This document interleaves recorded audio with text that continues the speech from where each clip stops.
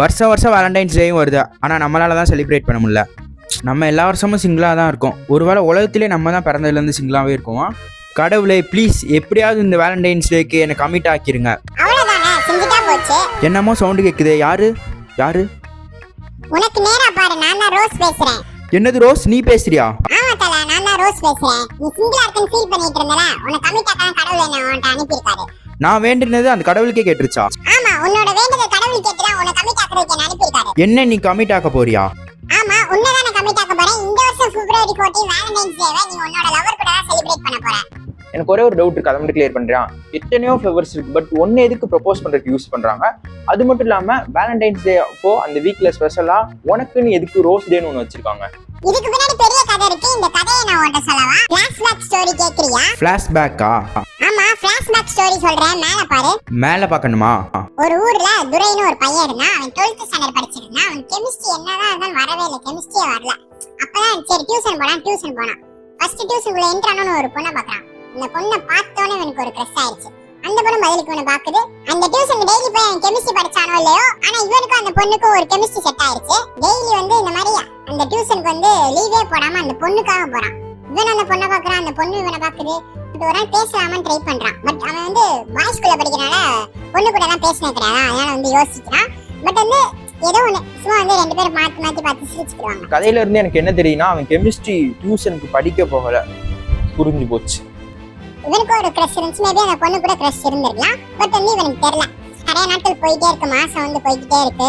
ரொம்ப மாசம் ஆனா பப்ளிக் வேற ஸ்டார்ட் ஆக போகுது. இந்த ஸ்டேஜ் டியூஷன் வேற முடிய போகுது. அப்ப என்ன பண்ணலாம்னு யோசிக்கும் போது, இதுக்கு மேல நம்ம லேட் பண்ணா செட் ஆகாது, எப்படியா அந்த பொண்ணு ப்ரப்போஸ் பண்ணிடணும்னு முடிவு பண்றான். அது முடிவு பண்ணி அடுத்த நாள் டியூஷன் போறான். அப்ப அந்த பொண்ணு போயிட்டு இருக்கு. டக்குன்னு அந்த பொண்ணை பேர் சொல்லி கூப்பிடான். அந்த பொண்ணு திரும்பினோன்னா பக்கத்துல போயிட்டு ஐ லவ் யூன்னு சொல்லலாம்னு பாக்குறான். பட் வாயில வார்த்தை வரல. அப்ப டக்குன்னு பக்கத்துல திரும்பினான். அப்போ ஒரு ரோஸ் செடி இருந்துச்சு. அந்த செடியில டக்குன்னு ரோஸ் எடுத்து அந்த பொண்ணு கையில கொடுத்து ஐ லவ் யூன்னு ப்ரப்போஸ் பண்ணிட்டான். ஆச்சரியம் என்னன்னா, அந்த பொண்ணு உடனே அக்செப்ட் பண்ணிருச்சு. என்னது, அந்த பொண்ணு உடனே அக்செப்ட் பண்ணிட்டாங்களா?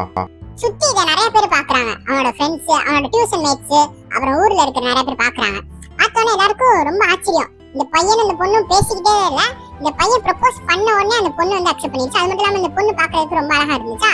அப்ப இந்த ரோஸ்ல தான் ஏதோ ஒரு மேஜிக் இருக்குன்னு எல்லாருமே நம்பினாங்க. அடுத்து இவன் டியூஷன்ல படிக்கிற இன்னொரு பையனுமே இன்னொரு பொண்ணு மேல கிரஷ் இருந்துச்சு. இந்த பையன் ரோஸை கொடுத்து ப்ரப்போஸ் பண்ணா ஓகே ஆயிடுச்சு. இந்த மாதிரி அந்த ஊர்ல நிறைய பேர் ட்ரை பண்றாங்க. எல்லாரோட லவ்வுமே ரோஸை கொடுத்து ப்ரப்போஸ் பண்ணா ஓகே ஆயிடுச்சு. அடுத்து இது உலகத்துக்கே இந்த விஷயம் பரவுது. அப்ப இருந்தா எல்லாருமே என்ன ரோஸை கொடுத்து எல்லாருமே ப்ரப்போஸ் பண்ண ஆரம்பிச்சாங்க. அதுக்கப்புறமா தான் வேலண்டைன்ஸ் டேக்கு முன்னாடி வேலண்டைன்ஸ் வீக்ல ரோஸ் டேன்னு ஒரு ஸ்பெஷல் டே அனௌன்ஸ் பண்ணாங்க. இதுதான் காரணம். ஓ, ரோஸ் இதனால தான் ஒன்றை வச்சு எல்லாரும் ப்ரப்போஸ் பண்றாங்களா? சூப்பர்.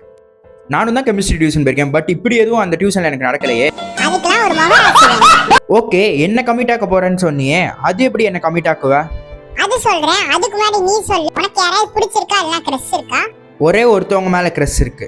நாளைக்கு என்ன டேன்னு உனக்கு ஞாபகம் இருக்கா? ஆமா, நாளைக்கு ப்ரப்போஸ் டே. நாளைக்கு நீ என்ன கொண்டு போய் நீ எந்த பொண்ணுக்கு ப்ரப்போஸ் பண்ணாலும் கண்டிப்பா உன்னோட லவ் அக்செப்ட் பண்ணுவாங்க. அது உன் கிரஷா இருக்கலாம், இல்ல வேற யாராவது உனக்கு பிடிச்ச பொண்ணா கூட இருக்கலாம். கண்டிப்பா நாளைக்கு என்ன கொண்டு போய் ஏதாவது ஒரு பொண்ணுக்கு ப்ரப்போஸ் பண்ணு. உன்னை கொண்டு போய் நான் எந்த பொண்ணுகிட்ட ப்ரப்போஸ் பண்ணாலும் அந்த பொண்ணு ஓகே சொல்லிடுமா? நிஜமாவா சொல்ற? ஆமா, சத்தியமா சொல்றேன். நாளைக்கு ப்ரப்போஸ் டேல நீ ப்ரப்போஸ் பண்ணி பாரு. அப்ப நாளைக்கு இதே இடத்துக்கு நீ வந்துரு, நானும் வந்துடுறேன். உன்னை கொண்டு போய் என்னோட கிரஷுக்கு நான் ப்ரப்போஸ் பண்ண போறேன். அவங்க ஓகே சொல்றாங்களா இல்லையான்னு பாப்போம்.